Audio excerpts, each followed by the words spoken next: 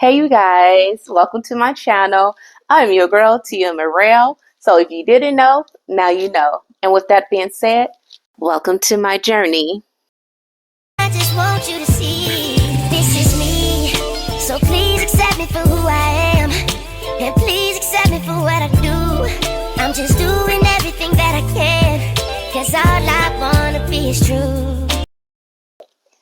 All right, hey you guys. So I am super nervous, but I'm excited because I'm glad that I have the voice to be able to sit here with you guys today to tell my story. And I'm pretty sure a lot of you guys want to know who that girl is and why is she telling her story and why do we even care and how can her story help me?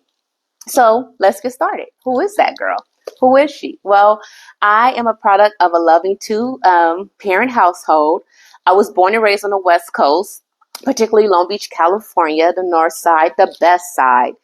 But that's my opinion. And if anybody feels different, that's from Long Beach, that's fine. But the North Side is the best side. Okay. Anyways, so I was born and raised in church.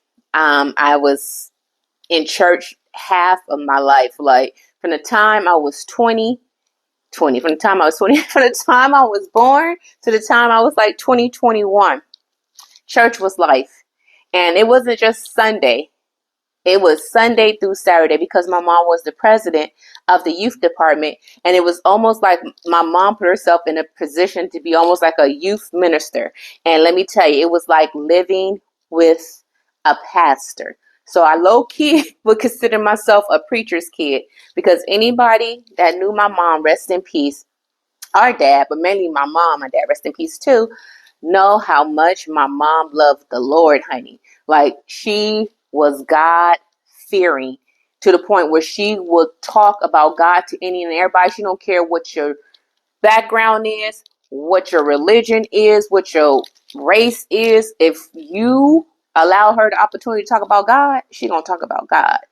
And my mom was very strict. We had to live by certain rules. We had to abide by certain rules. Like it was a very strict household to the point where now in my present age, I'm grateful for it. But back then, I didn't appreciate. I felt like we were being hostage, like we was being kept away from something that was intriguing, something that was interesting, something that was worth exploring, which I end up exploring, which is why I have to tell my story of things that I explored and the things I partook in. And like I said, because we grew up in a low, well, I didn't ever say what kind of area it was. So it was like a low middle class area. And so it was predominantly black. So there was gangs surrounded around the neighborhood. And it was that type of neighborhood where one part of it was Long Beach. And then if you go across the street or a block down, it was Compton. So we was literally near Compton. So some will argue that I'm from Compton. And I will argue I'm from Long Beach because my address said Long Beach, California, to say Compton. If it said Compton, I would say I'm from Compton. My church was in Compton. The church I went to for almost 20 years of my life was in Compton. And it was by the Pyrus. So no, I am not ashamed of Compton. I don't, I'm from Long Beach. So anyways, not to throw on that so much. We'll throw on that so much. What was I saying? I'm sorry, you guys. I lost my thought. So, anyways, I just think because of the area that I was living in, it was like a blessing and a curse at the same time. And so, I am not the only child. I do have a brother. So, I think me and my brother kind of got intrigued by our surroundings, even though we was church kids. Our surrounding was more interesting than church. And because I think we was young at the time, we didn't know better. We was just going by the thrills of what we was seeing, that we was more eager to experience the life outside of church than the life in church.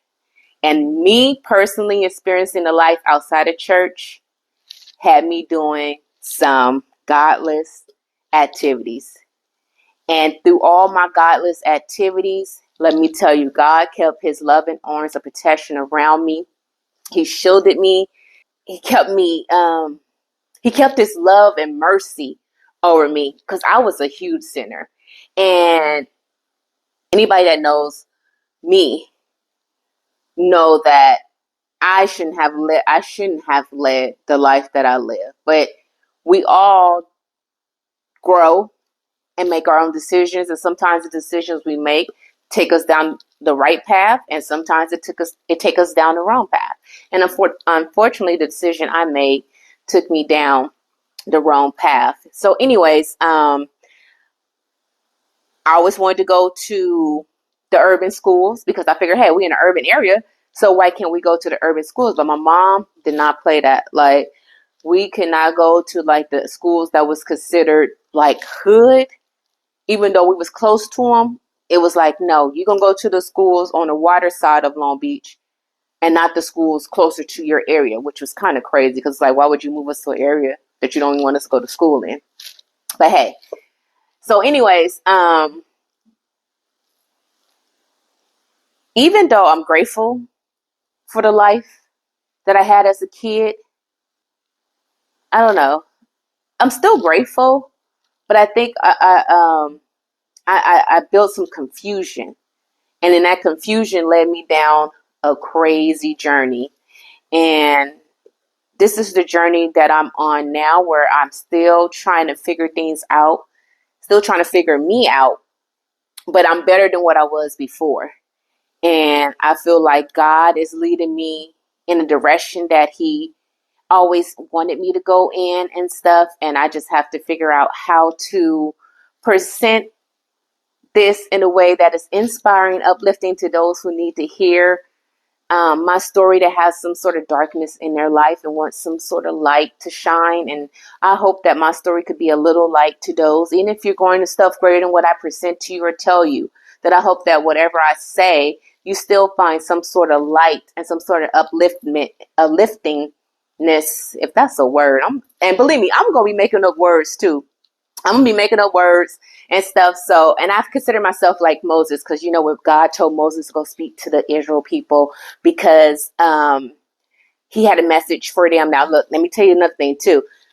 I'm still learning Bible, even though the Bible was life for me at one point, and I knew a lot of stuff, but I'm kind of still in that learning process. So some stuff may be a little off, but I'm gonna try to do the best of my ability and just drop in the comments if I'm going or saying certain things wrong. Correct me or let me know what passages to look for or into as I'm presenting my story and stuff. But anyways, so Moses really didn't want to go because he felt like, he couldn't speak appropriately to the point where the people would hear him. And I feel like I'm that person. I feel like I'm Moses. Like, I'll be like, God, why do you want me to tell my story? Why do you want me to present my story to a world?